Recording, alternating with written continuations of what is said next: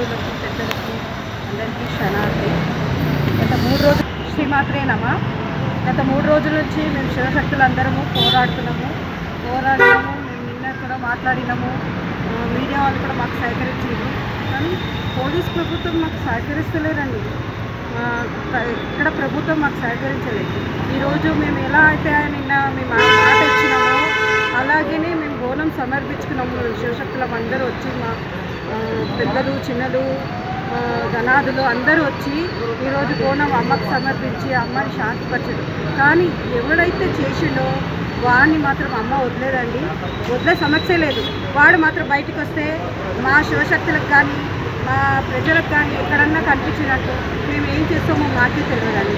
మాకు అంతా ఉగ్రరూపం ఉన్నది. మేము తలుచుకుంటే ఈ సంఘటన ఈ కట్టమైసమ్మ గుడి నుంచే ముగించాలని మేము ప్రభుత్వాన్ని కోరుకుంటున్నాము. ఈ సంఘటన ఇక్కడి నుంచే ప్రతి గుడిలో ముత్యాలమ్మ గుడిలో జరిగిన సంఘటన అలాగే అయింది.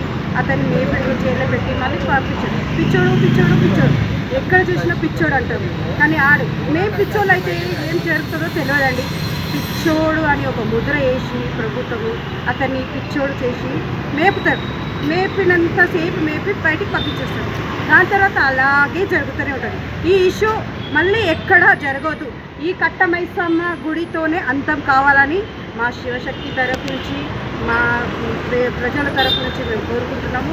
ఇక్కడి నుంచి ముగించాలని మేము కోరుకుంటున్నాము. జై బోలో కట్టమైసమ్మ తల్లికి.